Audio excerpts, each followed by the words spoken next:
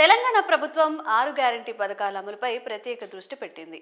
ఇప్పటికే మహాలక్ష్మి, రాజీవ్ ఆరోగ్యశ్రీ, 200 యూనిట్ల వరకు ఉచిత కరెంట్, 500 రూపాయలకే గ్యాస్ సిలిండర్ లాంటి పథకాలు అమలు చేస్తోంది.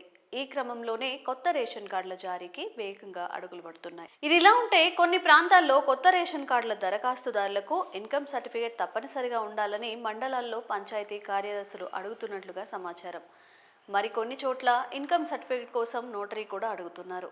దీంతో అర్జీదారులు అయోమయానికి గురవుతున్నారు. ఇప్పటికిప్పుడు ఆదాయ ధృవపత్రాలు అడిగితే ఎక్కడి నుంచి తీసుకురావాలని అర్జీదారులు వాపోతున్నారు. కానీ కొత్త రేషన్ కార్డు కావాలనుకునే వారికి ఆదాయ ధృవీకరణ పత్రాలు ఖచ్చితంగా కావాల్సిందేనని కార్యదర్శులు పేర్కొంటున్నారు. దీంతో అర్జీదారులు మీ సేనా కేంద్రాల చుట్టూ తిరుగుతున్నారు. ఇన్కమ్ సర్టిఫికేట్ రావడానికి నిబంధన ప్రకారం వారి నుంచి 15 రోజుల వ్యవధి ఉంటుంది. మరోవైపు రేషన్ కార్డు దరఖాస్తు సర్వే సోమవారం జనవరి 20 వరకు మాత్రమే సమయం ఉండడంతో అర్జీదారులు ఆందోళన చెందుతున్నారు.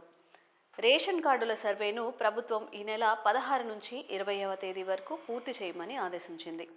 అర్జీదారుల ఇంటికి వెళ్లి వారి వివరాలను సేకరించాలని తెలిపింది. లబ్ధిదారుల ఎంపిక ప్రక్రియలో ఖచ్చితంగా వార్షిక ఆదాయ నిబంధనలు కూడా పేర్కొంది. పట్టణ ప్రాంతాల్లో నివసించే వారికి ఏడాదికి 2 లక్షలు, గ్రామీణ ప్రాంతాల్లో వారికి 1.5 లక్షల్లోపు వార్షిక ఆదాయం ఉండాలని తెలిపింది. ఈ క్రమంలోనే అధికారులు, పంచాయతీ కార్యదర్శులు సదరు ధృవపత్రాలు అడుగుతున్నట్లుగా సమాచారం. ఇప్పటికైతే చాలా మండలాల్లో రెవెన్యూ అధికారులు ఒక్కరోజు వ్యవధిలోనే ధృవపత్రాలు జారీ చేస్తున్నారు.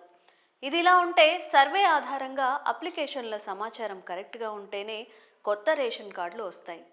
అయితే ఇందులో ఎలాంటి కన్ఫ్యూజన్ లేదని క్లారిటీ ఇచ్చారు మంత్రి పొన్నం ప్రభాకర్. జనవరి 26 నుంచి రేషన్ కార్డులు ఇచ్చేందుకు సర్వం సిద్ధం చేస్తున్నామని ఆయన అన్నారు. మరి ఈ విషయంపై మీ అభిప్రాయాలను కామెంట్స్ రూపంలో తెలియజేయండి.